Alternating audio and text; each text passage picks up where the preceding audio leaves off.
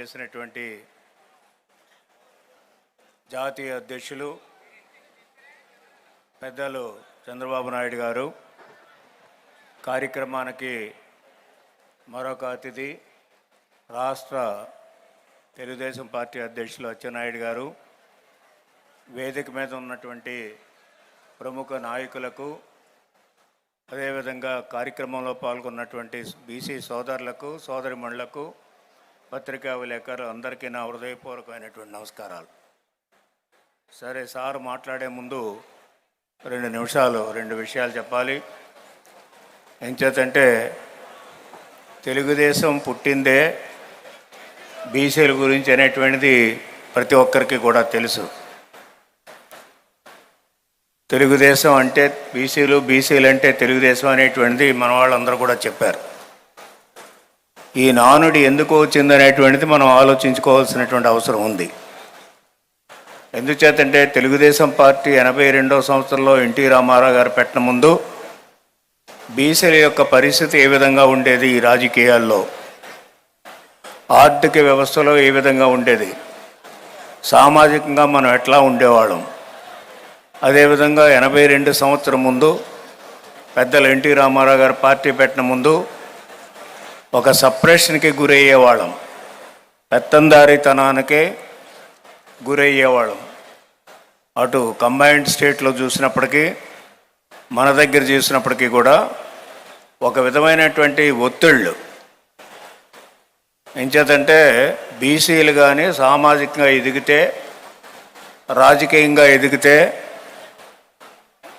అదేవిధంగా ఆర్థికంగా ఎదిగితే పెత్తందారులకి స్థానం ఉండదనేటువంటి భావన ఉండేది వాళ్ళకి. అందుచేత ఒకసారి మన చరిత్ర అంతా చూస్తే, దాదాపు 82వ సంవత్సరం ముందు చరిత్ర చూసినట్లయితే బీసీలకి సంక్షేమ కార్యక్రమాల్లో మనకు భాగస్వామ్యం ఉండేది కాదు. రాజకీయాల్లో కూడా మనకి భాగస్వామ్య రిజర్వేషన్ ఉండేది కాదు. స్థానిక సంస్థల్లో కానీ, అదేవిధంగా అర్బన్ స్థానిక సంస్థల్లో కానీ ఏది చూసినప్పటికీ కూడా. కానీ ఇది గమనించినటువంటి తెలుగుదేశం పార్టీ, మన ప్రీతం నాయకులు, వ్యవస్థాపకులు మనం చూసినట్టయితే ఎన్టీ రామారావు గారు ఆ రాజు పార్టీ పెట్టి బీసీలని రాజకీయంగా, సామాజికంగా, ఆర్థికంగా పైకి తీసుకురావాలనేటువంటి ఒక దూరదృష్టితో ఉన్నారు. ఇక్కడ స్టేజ్ మీద మేమంతా ఉన్నాం, మీరంతా ఉన్నారు. నాయకత్వ లక్షణాలు తీసుకొచ్చింది ఆ రోజున ఎన్టీ రామారావు గారు అనేటువంటి విషయాన్ని మనం మర్చిపోకూడదు. ఈ రోజున మనల్ని అన్ని విధాలుగా ఆదుకుంటున్నటువంటి తెలుగుదేశం పార్టీ అధినేత నారా చంద్రబాబు నాయుడు గారు అనేది మర్చిపోకూడదు. మన వాళ్ళందరూ చాలామంది చెప్పారు, మారాలి, మారాలి, మార్పు రావాలి, మార్పు రావాలి. సమాజంలో మార్పు గురించి ఆ రోజున ఎన్టీ రామారావు గారు పోరాడారు, మార్పు తీసుకొచ్చారు. రాజకీయంగా మనలో మార్పు వచ్చింది, కొంత ఆర్థికంగా మార్పు వచ్చింది, అదేవిధంగా సామాజికంగా కూడా తలెత్తుకు తిరగగలిగేటువంటి శక్తి తీసుకొచ్చింది. మొట్టమొదటిగా ఎన్టీ రామారావు గారు అయితే, ఈరోజు మనం తలెత్తు తిరగగలిగినటువంటి చంద్రబాబు నాయుడు గారు, తెలుగుదేశం పార్టీ. కానీ ఈరోజు పరిస్థితులు మనం చూసినట్లయితే, ఈరోజు పెత్తందారీతనం నడుస్తూ ఉంది. ఈ పెత్తందారీ ప్రభుత్వంలో బీసీలు అణగదొక్కేటువంటి విషయాలన్నీ కూడా మన వాళ్ళు చెప్పారు.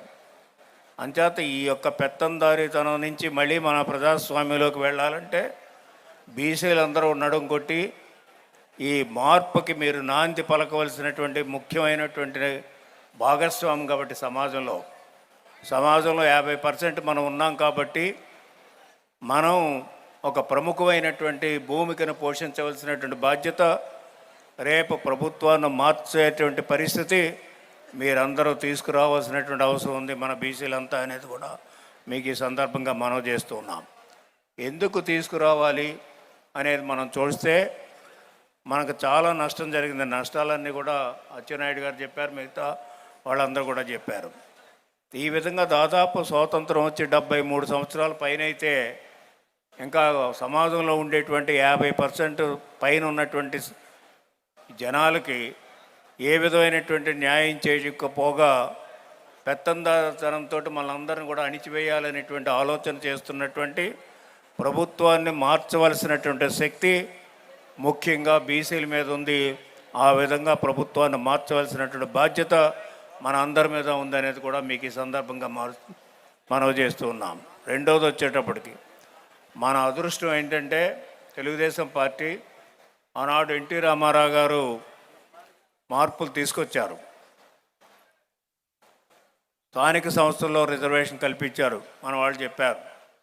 అదేవిధంగా ఏదైతే 82వ సంవత్సరం ముందు మనకు లేనటువంటి అవకాశాలు ప్రతి వెల్ఫేర్ స్కీమ్లో కూడా 20% రిజర్వేషన్ బీసీలకు ఉండాలని చేసినటువంటి మహానాయకుడు మొట్టమొదటిగా ఎన్టీ రామారావు గారు అనేది కూడా మీకు ఈ సందర్భంగా మనవి చేస్తున్నాం. అందుకే మనం రుణపడి ఉన్నాం.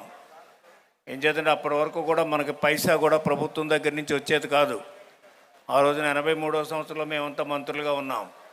అంచేత రాజకీయంలో ఒక మార్పు తీసుకురావడమే కాకుండా రాజకీయ ప్రమేయం మనకు కల్పించడమే కాకుండా ఆ మార్పులో బీసీలకి ఎక్కువ స్థానం కల్పించినటువంటిది ఈ తెలుగుదేశం పార్టీ. కాబట్టి తెలుగుదేశం పార్టీకి మనకి బీసీలకి ఒక అనుబంధం అయినటువంటి ఏర్పడింది అనేది కూడా మీకు ఈ సందర్భంగా మనవి చేస్తున్నాం.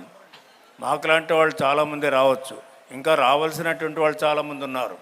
మీరంతా ఒక స్థాయికి వచ్చారు, మనమంతా ఒక స్థాయికి వచ్చాము. మన వెనకాల ఉన్నటువంటి వాళ్ళందరూ కూడా ఒక స్థాయికి తీసుకురావాలనుకున్నప్పుడు ముందు మనం ప్రభుత్వాన్ని మార్చవలసినటువంటి అవసరం ఉంది. ఈ ప్రభుత్వంలో బీసీలకి న్యాయం జరగదనేటువంటిది చాలా స్పష్టంగా తెలిసినప్పుడు ఈ ప్రభుత్వం మార్చి మళ్ళీ మన ప్రభుత్వాన్ని తెచ్చుకోవాలనే కార్యక్రమం చేపట్టవలసినటువంటి బాధ్యత ప్రముఖంగా బీసీలందరి మీద ఉందనేది కూడా మీకు ఈ సందర్భంగా మనం చేస్తున్నాను.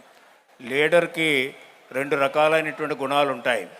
ఒక లీడర్ స్వార్థం గురించి పనిచేస్తాడు, ఒక లీడర్ సమాజం గురించి పనిచేస్తాడు. సమాజం స్వార్థం గురించి పనిచేసేటువంటి నాయకుడి గురించి జగన్మోహన్ రెడ్డి తను ఏ విధంగా సంపాదించుకోవాలి, అధికారాన్ని అడ్డు పెట్టుకుని అదేవిధంగా రాష్ట్రంలో సంపదను ఏ విధంగా దోచేయాలి, ఆ విధంగా ఆలోచించేటువంటి లీడర్ ఈ సమాజానికి పనికిరాడు. అదే బాబాసాహెబ్ అంబేద్కర్ గారు చెప్పింది. ఆనాడు మొట్టమొదటిగా బాబాసాహెబ్ అంబేద్కర్ గారు సామాజిక న్యాయం అని పోరాడమే కాకుండా బ్రిటిష్ పరిపాలనలో పోరాడాడు. మన స్వతంత్రం వచ్చిన తర్వాత కాదు, బ్రిటిష్ పరిపాలనలోనే పోరాడాడు. మాకు న్యాయం చేయండి బలహీన వర్గాల కంటే.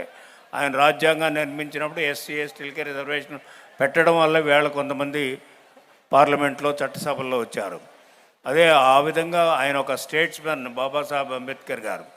తర్వాత స్టేట్స్మెన్ మన సమాజంలో ఉన్నటువంటి సమస్యల్ని పరిష్కరించాలి. అది ప్రధానంగా బీసీలు అందరూ కూడా నష్టపోయి ఉన్నారు ఈ సమాజంలో. వాళ్ళకి న్యాయం చేయాలి, సామాజికంగా ఆర్థికంగా రాజకీయంగా న్యాయం చేయాలని వచ్చినటువంటి మహానుభావుడు ఎన్టీ రామారావు గారు అనేది కూడా మీకు ఈ సందర్భంగా మనవి చేస్తున్నా. ఆయన మనపై ఈ యొక్క తెలుగుదేశం పార్టీ మనకు కల్పించింది కాబట్టి తెలుగుదేశం పార్టీ వెనుక బీసీలు అందరూ ఉన్నారు. అదేవిధంగా ఈనాడు ఇందాక చెప్పాను నేను లీడర్షిప్. ఇప్పుడు ఉండేటువంటి లీడరు ఏదైతే ముఖ్యమంత్రిగా ఉన్నాడో దోచుకోవడానికి ఉండేటువంటి లీడరు. మన లీడరు చంద్రబాబు నాయుడు గారు ఒక స్టేట్స్మెన్ ఎప్పుడు కూడా ప్రజల యొక్క సమస్యల గురించి ఆలోచిస్తాడు, సమాజం యొక్క సమస్యల గురించి ఆలోచిస్తాడు. అందుకని ఆయనకు విజన్ ఉన్నటువంటి నాయకుడు. ఆ సమాజం గురించి ఆలోచించేవాడే అసలైనటువంటి లీడరు, అతన్నే స్టేట్స్మెన్ అంటారు మన చరిత్రలో చూస్తే. అంచేత దోచుకునేవాడి దగ్గర నుంచి ఈనాడు సమాజానికి అన్ని రకాలుగా దోచిపెట్టేటువంటి వాళ్ళు ఉండవలసినటువంటి అవసరం ఉంది. ఈనాడు మనకు అనేక రకాలైనటువంటి ఆస్తులు ఉన్నాయి. ఈ రాష్ట్రానికి ఆస్తుల కొరత లేదు, అదేవిధంగా న్యాచురల్ సంపద కొరత లేదు. అవి వాళ్ళు దోచుకుంటున్నారు. అదేవిధంగా వాళ్ళు దోచుకోవడం వల్ల మనం మరీ పేదవాళ్ళం అవుతున్నాము. మనం పేదవాళ్ళం వల్ల సమస్యలు పెరుగుతున్నాయి. ఈ సమస్యలన్నీ పోవాలంటే ఒక్క నారా చంద్రబాబు నాయుడు గారి నాయకత్వంలో తెలుగుదేశం పార్టీ మళ్ళీ అధికారంలోకి రావాల్సినటువంటి అవసరం ఉంది. ఆ అధికారాన్ని మన వంతు కృషి బీసీలందరూ చేయవలసినటువంటి అవసరం ఉంది. ఇక్కడికి వచ్చిన వాళ్ళు కానీ ఇక్కడ రానటువంటి వాళ్ళు కానీ బీసీల యొక్క బాధ్యత తెలుగుదేశం పార్టీని రక్షించుకోవాల్సినటువంటి బాధ్యత ఉందనేది కూడా మరొకసారి సందర్భంగా మనం చేస్తూ సెలవు తీసుకుంటాం. యనమల రామకృష్ణ గారికి ధన్యవాదాలు తెలియజేస్తూ ఇప్పుడు ఒక బీసీల కోసం ఒక సాంగ్ తయారు చేయడం జరిగింది. దాన్ని రిలీజ్ చేయమని కోరుతూ కరీముల్లా